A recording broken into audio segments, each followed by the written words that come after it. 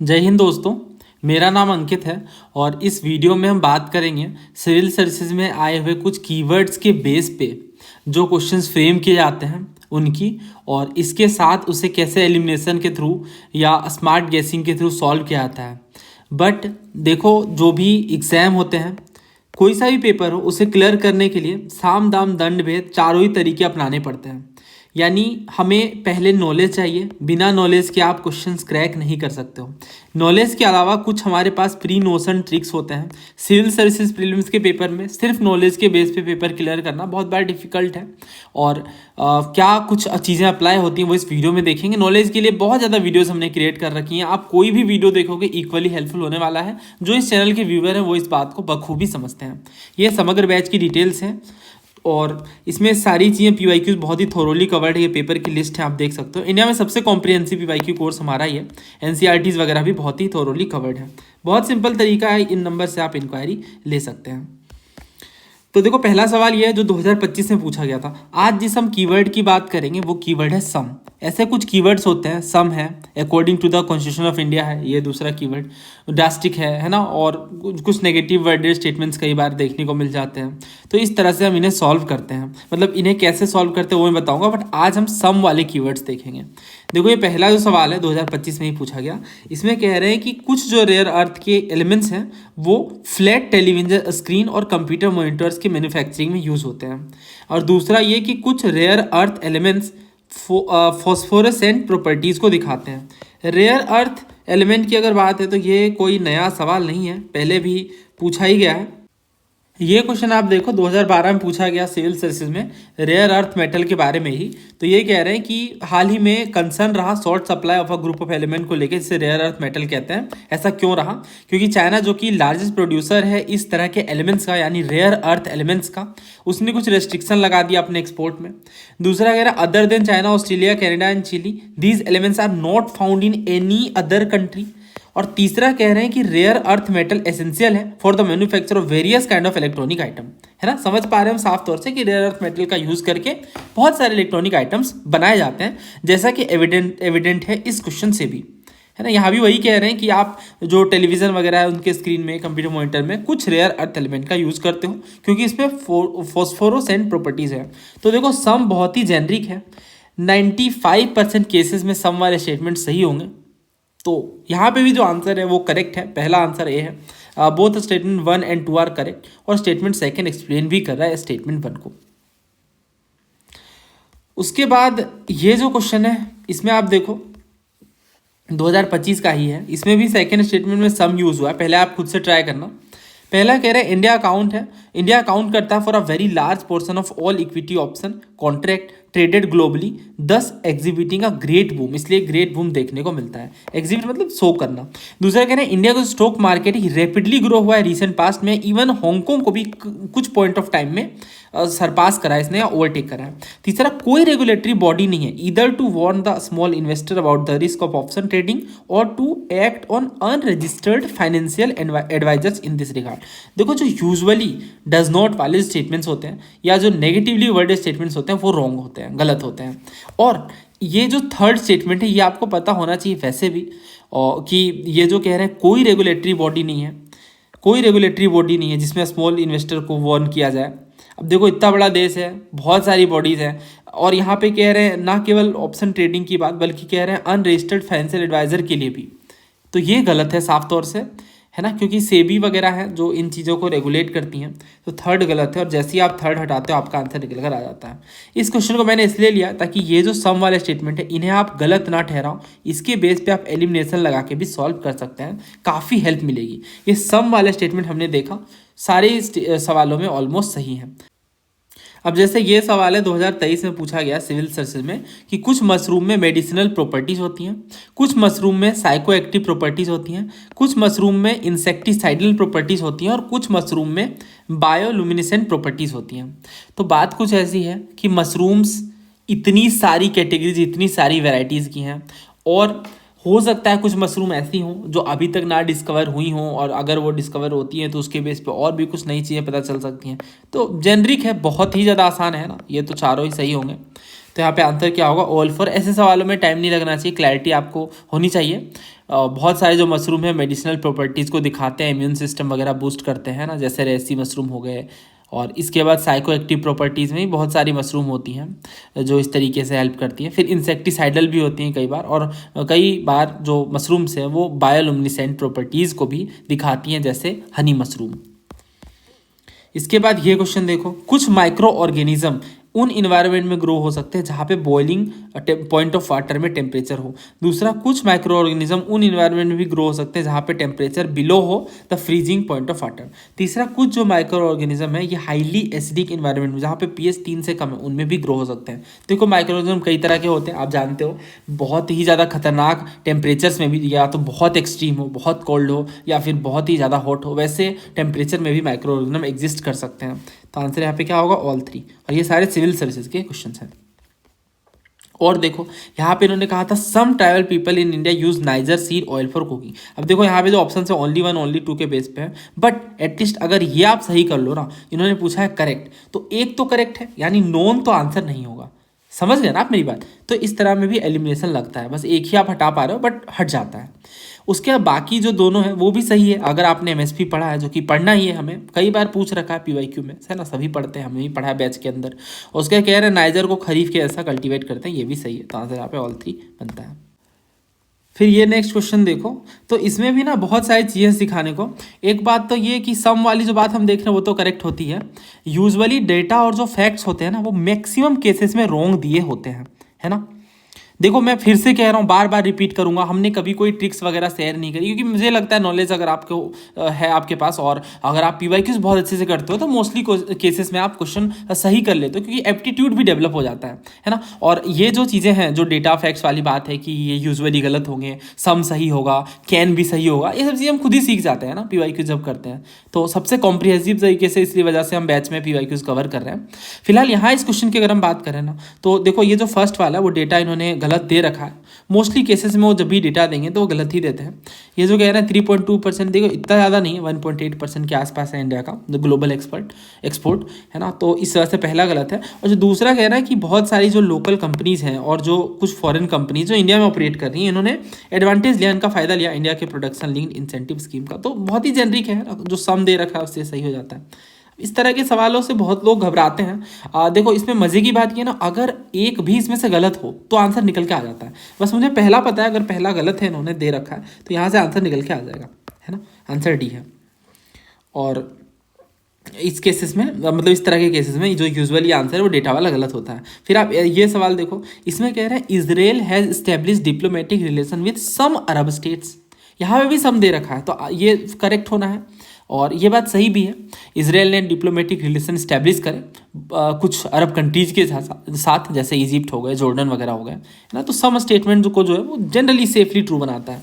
दूसरा कह रहे हैं जो अरब पीस इनिशिएटिव है mediated by the Saudi Arabia वह sign by Israel and Arab League. अब देखो यहाँ पे ना एक तरह से फैक्ट वगैरह की बात है और ये गलत है। जो अरब पीस इनिशिएटिव है ये सऊदी अरेबिया ने प्रपोज करा था और अरब लीग ने अडॉप्ट करा था। ये बात गलत इसलिए है क्योंकि इसमें जो कह रहे हैं ना कि साइन किया गया इजराइल और अरब लीग के द्वारा, बात कुछ ऐसी है कि जब पैलेस्टीन क्रिएट हुआ है ना with East Jerusalem as capital, तो इसराइल ने कभी साइन और एक्सेप्ट नहीं करा। तो इस वजह से ये जो सेकंड है वो गलत है, पहला सही है। तो आंसर यहाँ पे सी होगा। तो सम वाले हम देख रहे हैं, मैं आपको बस यहाँ पे ये सिखाना चाहता हूँ, सम वाले स्टेटमेंट्स हैं वो यूजुअली सही है। फिर और कुछ सवाल देखते हैं, जैसे यहाँ पे देखो कुछ स्टेटमेंट्स दिए गए हैं, करेक्ट आपको बताना। पहला कह रहे हैं कि कुछ इंडियन कंपनीज EP100 के मेंबर है, तो सम दे रखा है ना। तो कुछ कंपनी, इतनी सारी कंपनीज है इंडिया में कि काउंटिंग भी डिफिकल्ट है, तो 4 तो सही है। अगर 4 सही है ना तो ये देखो ये हट गया। फिर ये कह रहे हैं कि जो क्लाइमेट ग्रुप है ये एक इंटरनेशनल नॉन प्रॉफिट ऑर्गेनाइजेशन है जो क्लाइमेट एक्शन को ड्राइव करता है by building large network and runs there. दूसरा है जो इंटरनेशनल एनर्जी एजेंसी है in partnership with the Climate Group, इन्होंने लॉन्च करा है ग्लोबल इनिशिएटिव, मतलब यहाँ पे कुछ डेटा फैक्ट वगैरह की बात है। तीसरा कह रहे हैं जो EP100 है ये साथ लेके आता है लीडिंग कंपनीज को जो कमिटेड है जिससे इनोवेशन लाई जाए एनर्जी एफिशिएंसी में और कम्पिटिटिवनेस को बढ़ाया जाए while delivering on emission reduction goal. देखो अगर आप नाम से सोचो, बाकी के स्टेटमेंट पढ़ो, तो EP100 जो है एक तरह का इनिशिएटिव लग रहा है और पॉजिटिव सेंस में लिया जा रहा है ना। तो इसमें इस स्टेटमेंट में क्या गलत हो सकता है आप बताओ। अगर कोई भी ऑर्गेनाइजेशन बनाई गई जिसमें इंडियन कंपनीज भी मेंबर है, तो सिंपल सी बात है, वो कुछ इनोवेशन लेके आएंगे एनर्जी एफिशिएंसी वगैरह में, या ऐसा प्रयास करेंगे कि कार्बन वगैरह जो इतना ज़्यादा बढ़ता जा रहा है CO2 एमिशन वगैरह, उससे कम किया जाए, है ना। तो बहुत ही जेनरिक है। तो यूजुअली अगर आपने PYQs करा है तो इस स्टेटमेंट को आप सेफली सही मार्क कर सकते हो, है ना। तो अगर तीसरा सही है, चौथा सही है, तो देखो ये बचा और ये बचा, बस अब बस आपको ये चेक करना है कि सेकेंड और फिफ्थ में से क्या गलत है। ये देखो इसमें कह रहा है ना कि जो इंटरनेशनल एनर्जी एजेंसी है सेक्रेटरीट है अंडर 2 कोएलिशन का, जनरली जो पेरेंट ऑर्गेनाइजेशन है वो गलत होता है। नेक्स्ट कि मैं आपको यही सिखाऊंगा, जनरली क्या मोस्ट ऑफ द केसेस में गलत ही होता है, ठीक है, ऑर्गेनाइजेशन वगैरह। वो PYQ जब मैं आपको करवाता हूँ तो वो चीज़ बताता हूँ। और जैसे अभी ये हम सम का कंपाइलेशन कर रहे हैं, वैसे ही नेक्स्ट मैं आपको डेटा का कंपाइलेशन करवाऊंगा, वैसे ही ऑर्गेनाइजेशन वाला कंपाइलेशन करवाऊंगा। एक तरह का सवाल आपने देखा हो जिसमें कहते हैं according to the constitution of India, वो वाले स्टेटमेंट भी आपको बताऊंगा कि गलत होते हैं सही होते हैं, और एक जगह पे सारे सवाल होंगे ताकि आप इन्हें बहुत थोरोली प्रैक्टिस करो। यकीन मानिए इस सेशन को अटेंड करने के बाद, कंप्लीट करने के बाद बहुत ज़्यादा एक्यूरेसी आपकी बढ़ जाएगी। नॉलेज वाले पार्ट में तो हमने बैच में बहुत थोरोली काम करा, यूट्यूब के लेक्चर्स भी बहुत सारे मैंने आपको प्रोवाइड करे हैं जिसमें हम PYQs बहुत ही थोरोली कवर कर रहे हैं।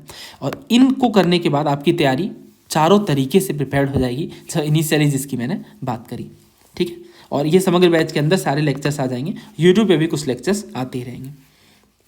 इसके बाद आप देखो तो ये जो फिफ्थ है वो क्यों है फिफ्थ, और जो ये कह रहे हैं सेकंड वाला, ये समझ आ रहा है साफ तौर से कि EP 100 की बात कर रहे हैं कि पार्टनरशिप में है। फिर यहाँ पे आप देखो तो ये जो ऑर्गेनाइजेशन की बात कर रहे हैं तो ये गलत है, गलत है ये, और इसे आप हटा दोगे तो आंसर निकल के आ जाएगा B 1, 3 और 4।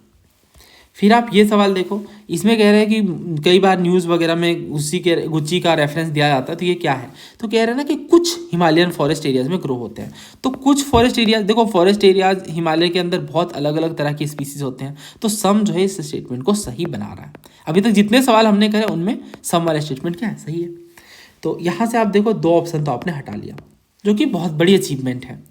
उसके बाद बस आपको फर्स्ट और थर्ड में पता करना है कौन सा गलत हो सकता है। कह रहा है कमर्शियली कल्टीवेट की जाती है हिमालयन फुटहिल में नॉर्थ ईस्टर्न इंडिया में, और ये एक फंगस है। अब इन दोनों में गलत स्टेटमेंट बनाने के चांसेस किनके ज़्यादा हो सकते हैं, थर्ड वाले के। क्यों?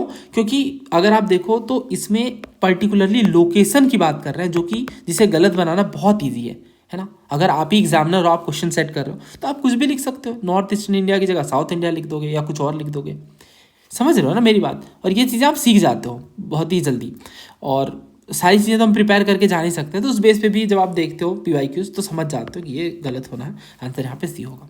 और अगर 2 स्टेटमेंट्स भी हट रहे हैं ना तो भी हमारे लिए विन विन सिचुएशन है।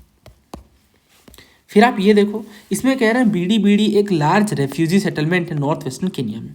दूसरा, कुछ people, some people who fled from South Sudan civil war, वो BD में रहते हैं, और कुछ पीपल जो सिविल वॉर से जिन्होंने भागा सोमालिया में वो डादाब रेफ्यूजी कॉम्प्लेक्स में रहते हैं। अब देखो सम पीपल, एक लोग भी अगर वहाँ से एज अ रेफ्यूजीज आ रहे हैं तो दैट मीन्स वो यहाँ पे सही बना रहा है स्टेटमेंट को, और सम वाले तो सही है, तो सेकंड थर्ड यहाँ पे सही होगा। एक लौता ऐसा आंसर इसमें सेकंड और थर्ड सही है, राइट। तो इजी क्वेश्चन है। बहुत लोग ऐसे घबरा जाते हैं कि ये तो हमने सुना भी नहीं नाम, काश हम मैपिंग वगैरह प्रिपेयर करके जाते, वो तो है ही है ना, उसका कोई तोड़ नहीं है नॉलेज का।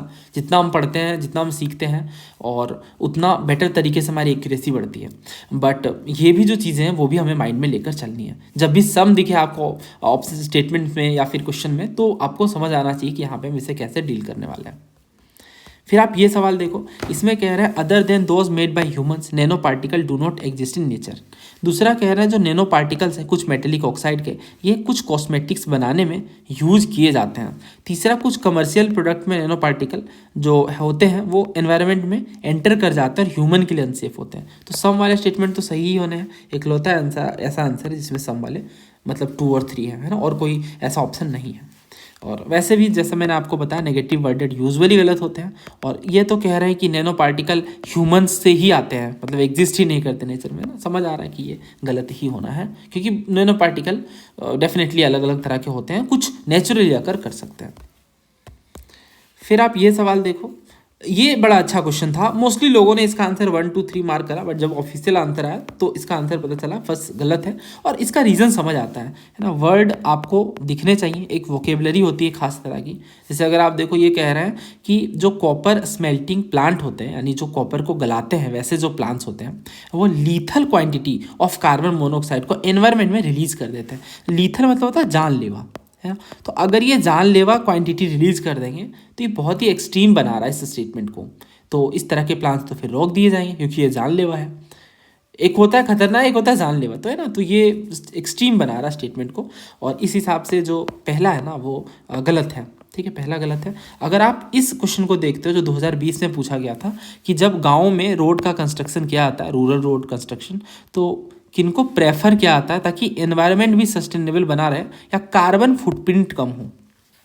कॉपर स्लेग का यूज़ किया जाता है, कोल्ड मिक्स एस्फाल्ट टेक्नोलॉजी का यूज़ करते हैं, जियो टेक्सटाइल का, हॉट मिक्स एस्फाल्ट टेक्नोलॉजी, और पोर्टलैंड सीमेंट। देखो जो सीमेंट वगैरह ना वो कार्बन डाइऑक्साइड के बेस में अगर हम देखें तो डेफिनेटली जो वो उतने फ़ायदेमंद नहीं होंगे क्योंकि इन्होंने कार्बन फुटप्रिंट को कम करने की बात करी है।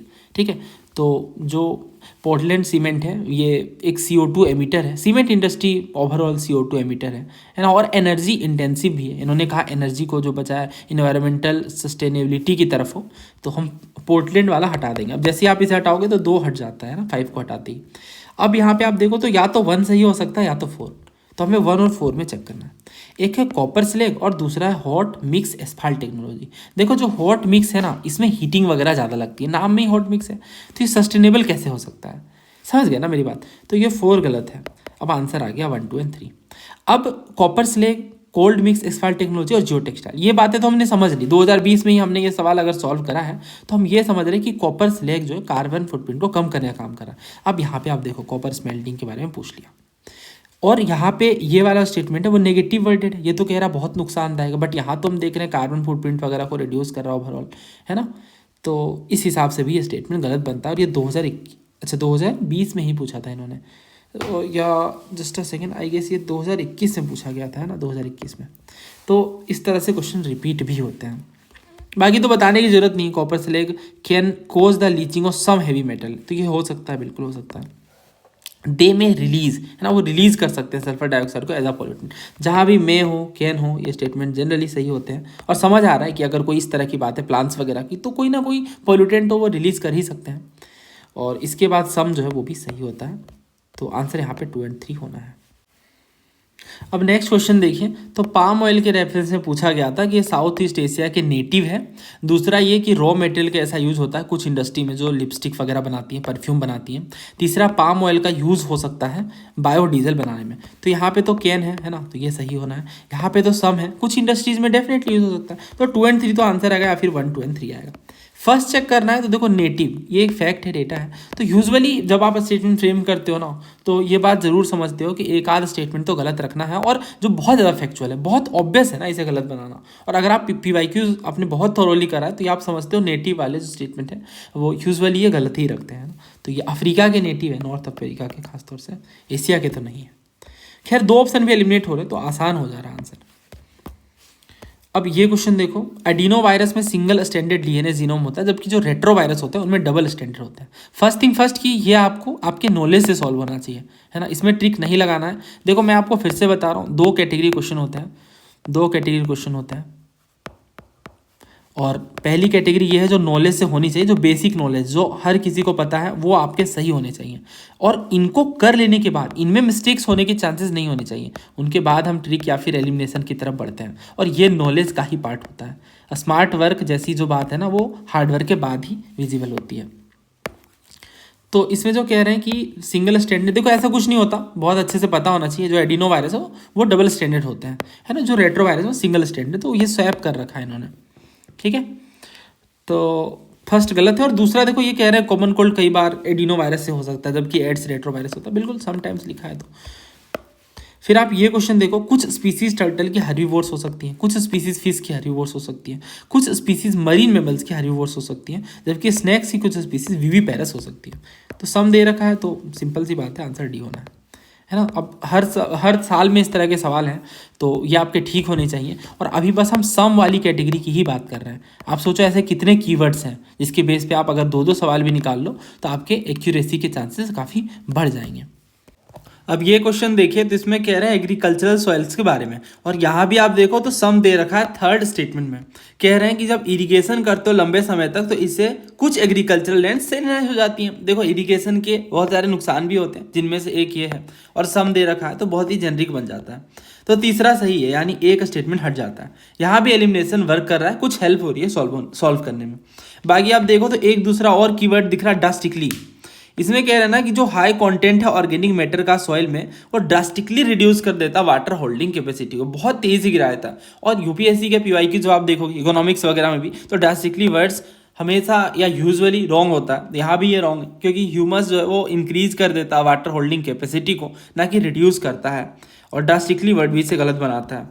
फर्स्ट आप जैसे ही हटाओगे, देखो ये हट गया, ये हट गया, ये हट गया, आंसर आपका वैसे भी आना था B3 ओनली। दूसरा कहना है सॉइल का कोई रोल नहीं होता सल्फर साइकिल में, बड़ा ही आसान है ये कि ये बात गलत है। सल्फर अकर करता है as organic and inorganic compounds in the soil, जिससे प्लांट्स लेते हैं ताकि अमीनो एसिड बनाए वगैरह, है ना। तो इस वजह से ये डेफिनेटली सल्फर साइकिल में रोल प्ले करता है।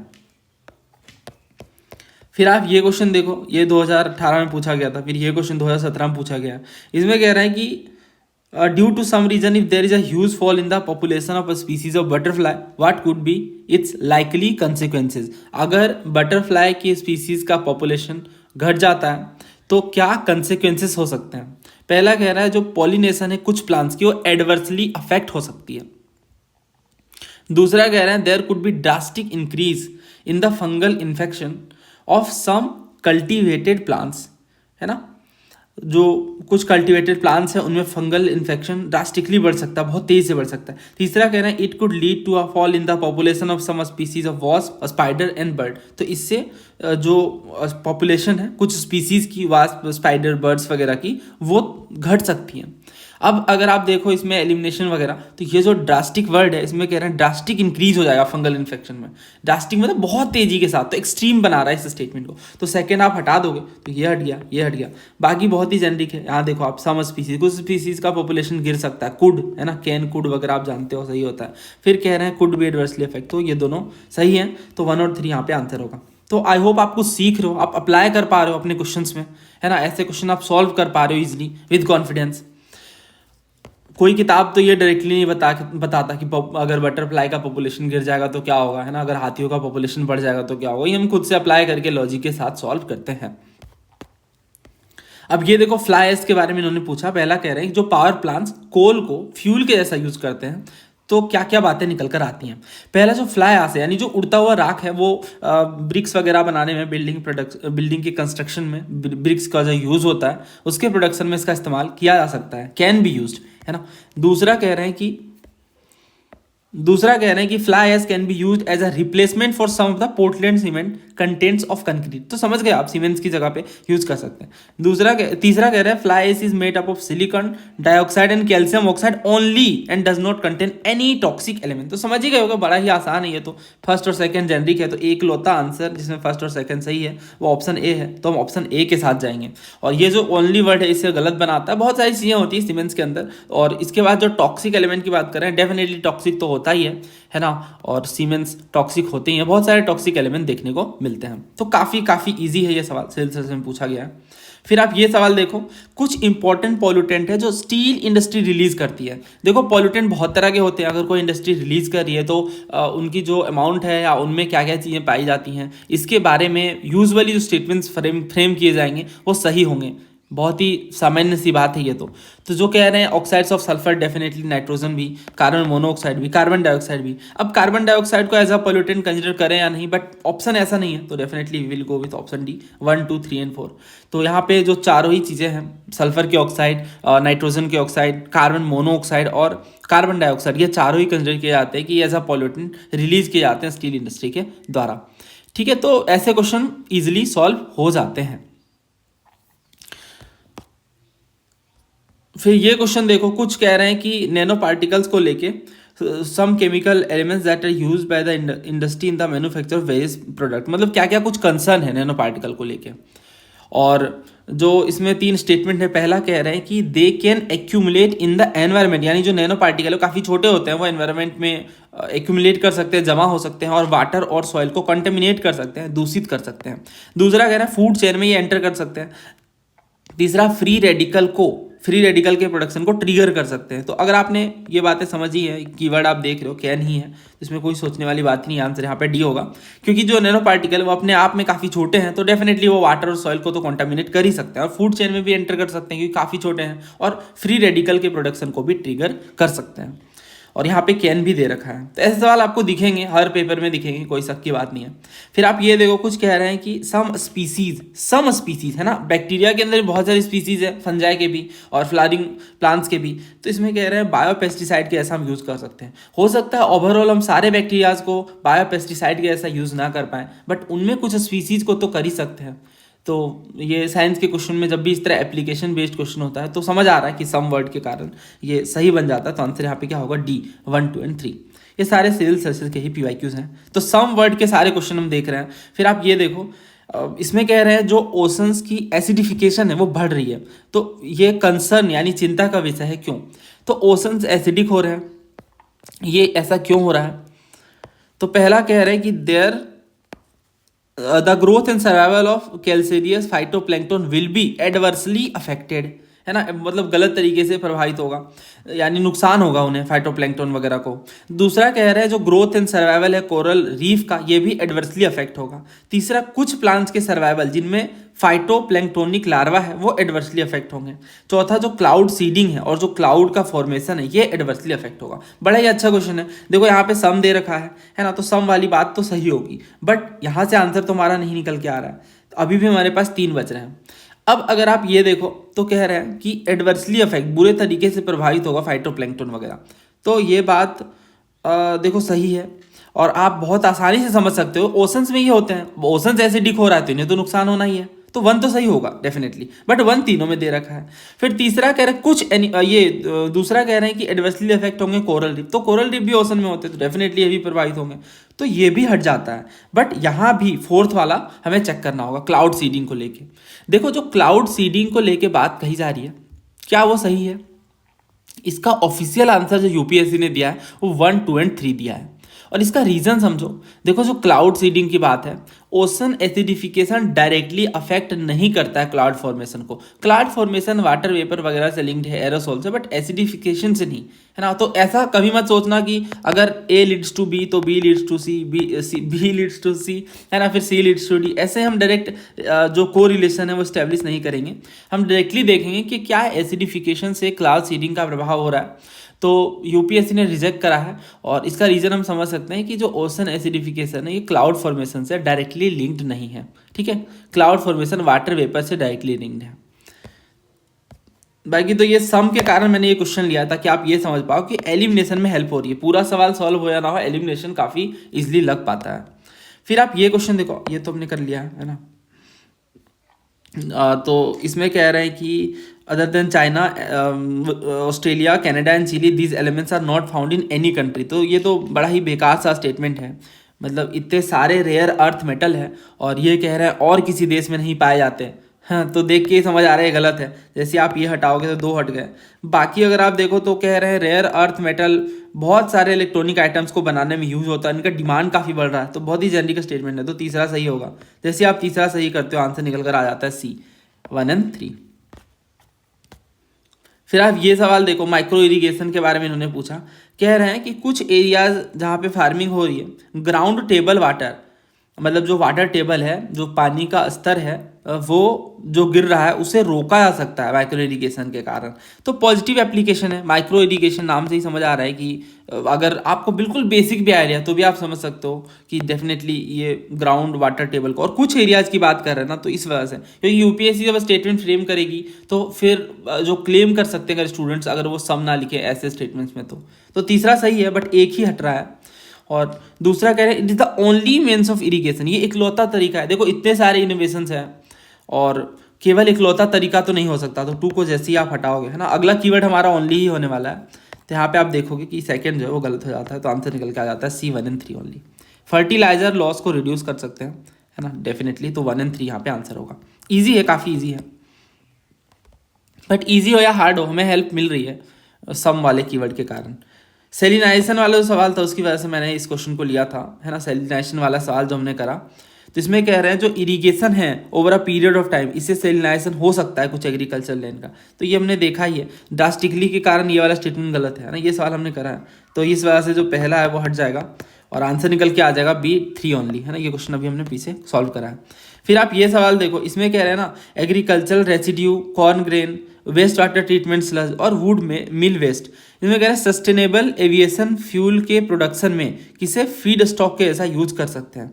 तो देखो यहाँ पे कैन की बात है ना, इनोवेशन की बात है और कैन की बात है, तो यहाँ पे चारों ही चीज़ें यूज की जा सकती हैं। तो आंसर यहाँ पे सी होगा 1, 2, 3 और 4, और ये सिविल सर्विसेज 2024 का क्वेश्चन है। तो ऐसे काफ़ी सारे सवाल हैं जहाँ पे आप स्मार्ट टेक्निक के थ्रू सम वाले जो कीवर्ड्स हैं उनको आइडेंटिफाई करके सॉल्व कर सकते हैं। बहुत सारे कीवर्ड दूसरे भी हैं, ओनली है, और भी बहुत तरह के कीवर्ड हैं जिसकी बात हम करेंगे आने वाले वीडियोस में। और समग्र बैच के अंदर ये अलग से प्लेलिस्ट बन जाएगी जिसमें हम इन सारे कीवर्ड्स को अलग से डिस्कस करने वाले हैं। उम्मीद है इन क्वेश्चंस को सॉल्व करके आपकी क्लैरिटी थोड़ी और बड़ी होगी। जल्द ही मिलते हैं नए वीडियो में। Thank you. जय हिंद।